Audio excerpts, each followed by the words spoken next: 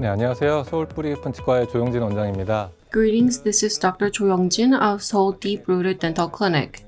Today I want to talk about delivery of implant prosthesis. The process of delivering implant prosthesis has similarities and differences compared to natural teeth prosthesis fitting process.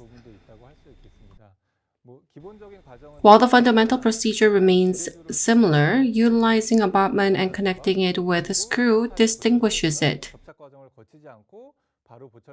Especially in screw-type prosthesis where there is no cementation process, direct connection is done via screw. Let's look at the general process. We examine the prosthesis made from the lab on the model. Then we connect the abutment through X-ray, verify its complete seating, adjust proximal contacts, find right occlusion, then either proceed to cementation or screw tightening depending on the type.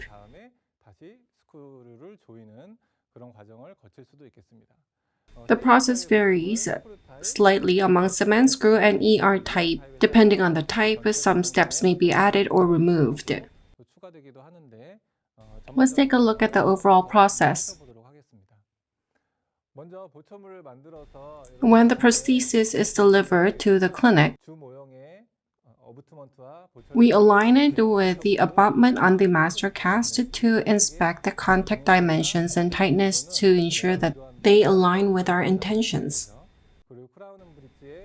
And we also verify the fitness of the crown or bridge margins, prosthesis design emergence profile, and the surface compatibility between the abutment and suprastructure on the master cast. If there are discrepancies or gaps in the contact or occlusion on the master cast, it's almost certain they won't fit intraorally, so it's crucial to ensure everything is perfect at this stage. After verifying the prosthesis, you need to move on to seating it intraorally. In the case requiring a jig, particularly with ER or screw types, an additional jig is needed besides the abutment. Verification needs to be done if the jig aligns well with the abutment and, if applicable, whether the wing fits the adjacent natural teeth. When abutments without measures to prevent rotation, such as non-hex or non-octa, are used, the role of the jig, such as transfer jig, becomes even more important. We need to make sure that there is no gap between abutment and jig on the model, and whether there is passive fit. On the master cast, if there's no major issues with abutment prosthesis or jig, the abutment is seated when the patient comes in.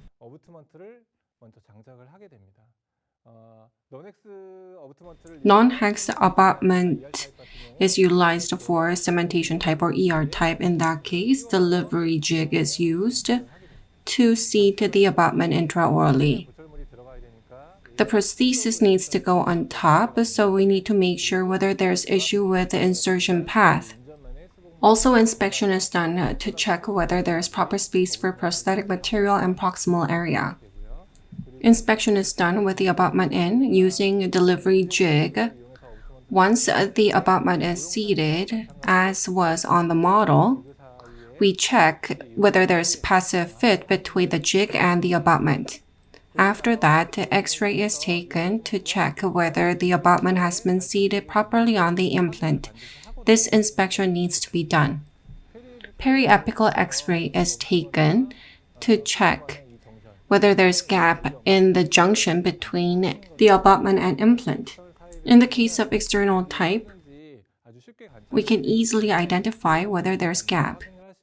You need to check that if seating has not been done properly, you need to do it again to make sure there's no gap between the implant and abutment. And then we need to move on to the next step. Once verified in the case of cementation type, you're not going to unscrew it, so you need to use the torque device recommended by the manufacturer and seat it before moving on to the next stage.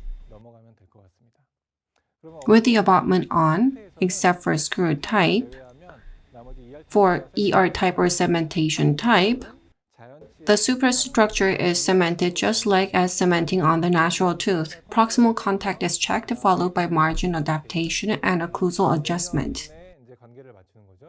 Following the order, we proceed. If you look at the proximal contact, you can use floss silk or articulating paper or film, as well as oil-based pen, to adjust the tight areas. When you adjust using floss, we need to make sure that the floss has sufficient tightness to prevent tearing or ripping. When using oil-based pen or articulating paper, these tools are used to verify where it is tight.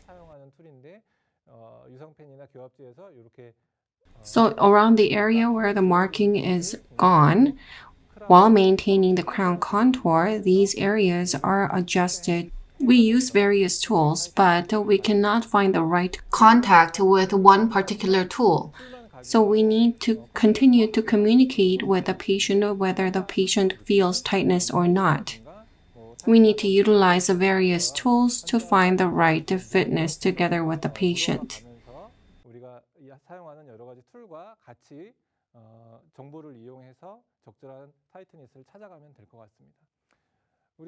In connecting a prosthesis, it is not only crucial to check the contact surface area and tightness between the prosthesis and the adjacent natural tooth, you also need to check the one that is next to the adjacent tooth or even the contralateral side of the dental arch. Similar contact level needs to be achieved.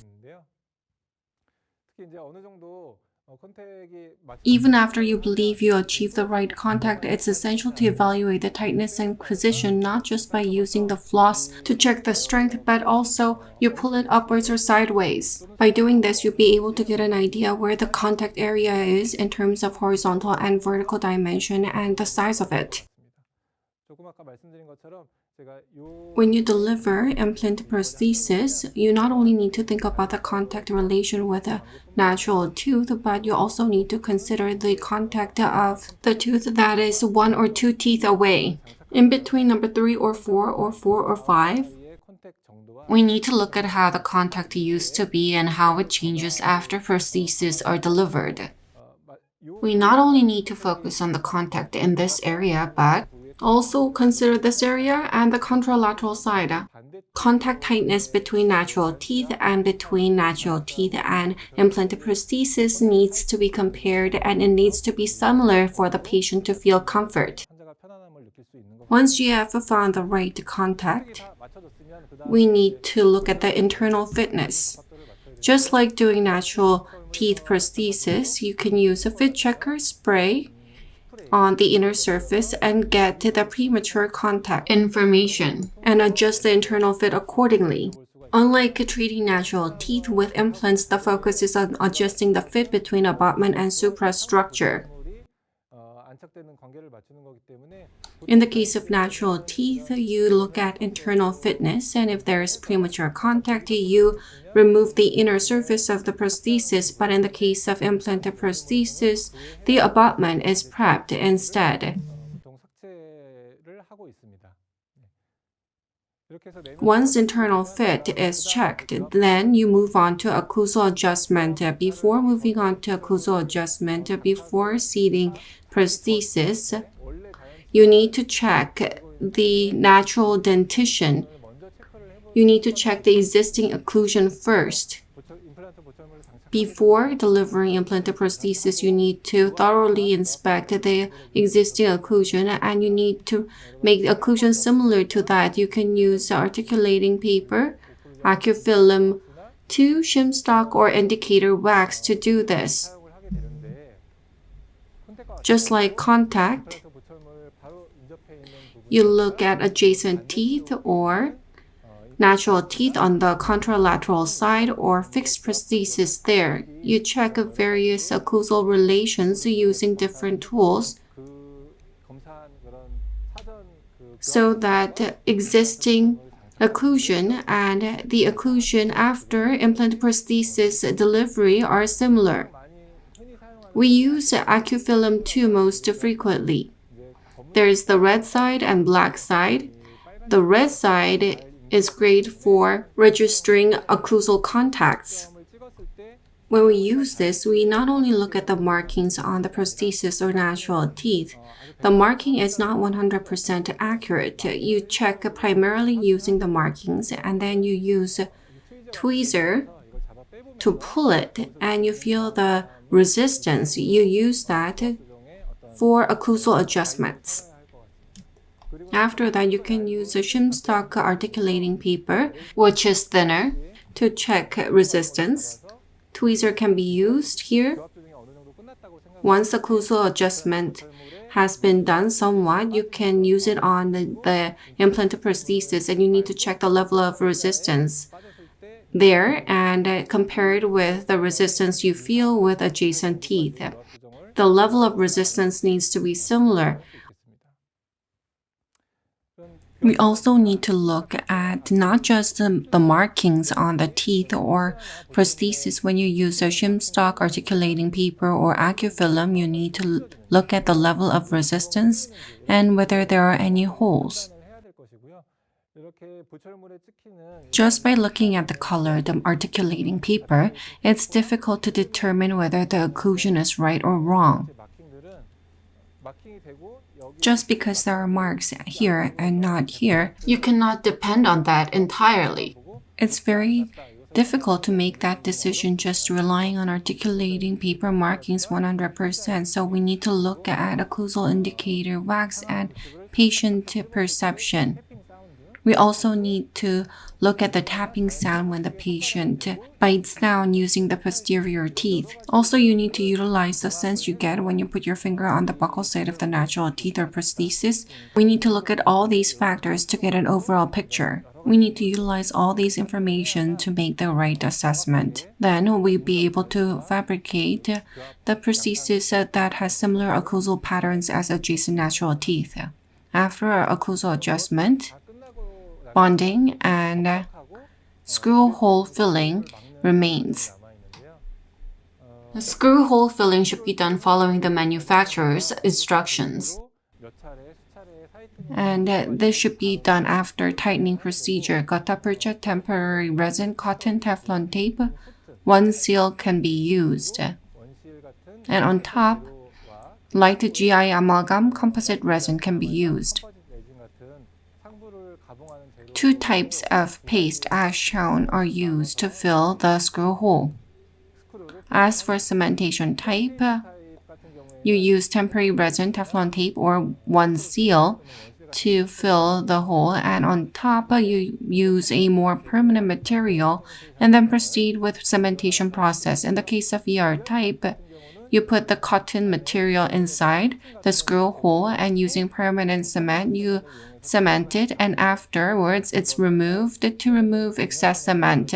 After it's adapted once again, final material, composite resin or one seal, can be used to block it. If it is screw type, a cementation process is unnecessary, so you can connect the prosthesis using the screw hole, adjust contact and occlusion. After that, you can use one seal or composite resin to fill the screw hole. In the past, gutta-percha or Teflon tape used to be used frequently, but these days, people use one seal because this is very convenient and it has many advantages. I normally use one seal clinically as well. You leave about 2 millimeters of space so that you can fill resin, and you use appropriate length one seal to fill the hole, and on top you put the composite resin and block the screw hole.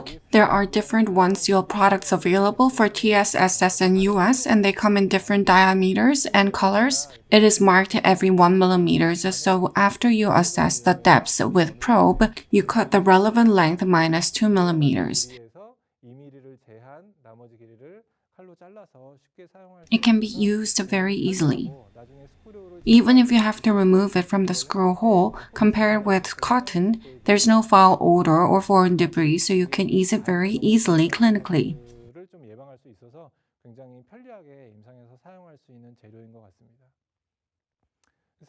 For the cementation type, once the screw hole is filled, the cementation process begins. In the case of cement type,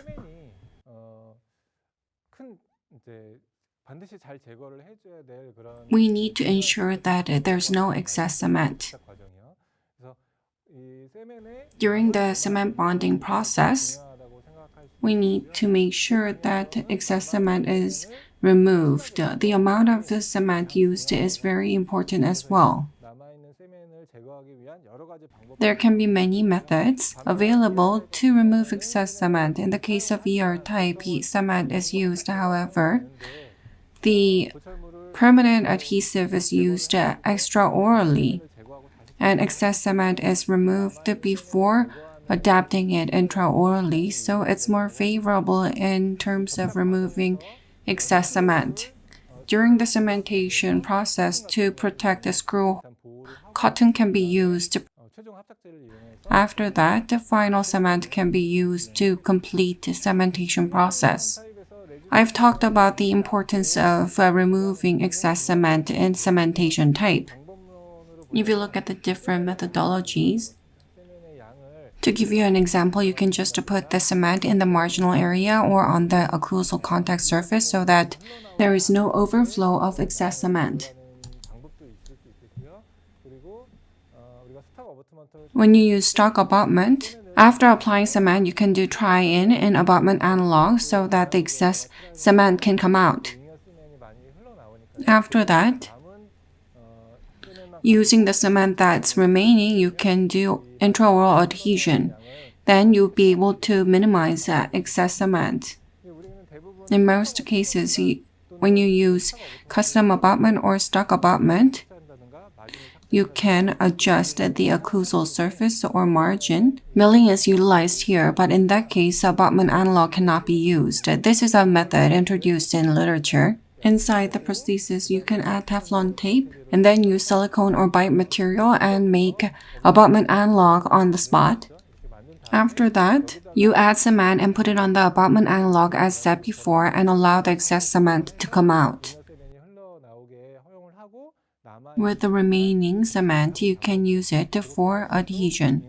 This is another way to prevent residual cement. When using cement-type prosthesis, it is imperative to confirm the absence of residual cement through an X-ray. In this case, if you look at the implant on the left, there is severe bone loss and implant was failed. We cannot say for sure that the excess cement was the primary cause, but removing excess cement is very important. In such clinical situations and prosthesis deliveries, utilizing periapical X-rays to confirm the removal of residual cement, validate the fit of the prosthesis, and check whether the abutment has right connection. When doing these inspections, periapical X-rays can be particularly meaningful. Today, we briefly reviewed the delivery process of 3 types of implant prosthesis: screw type, cementation type, and type.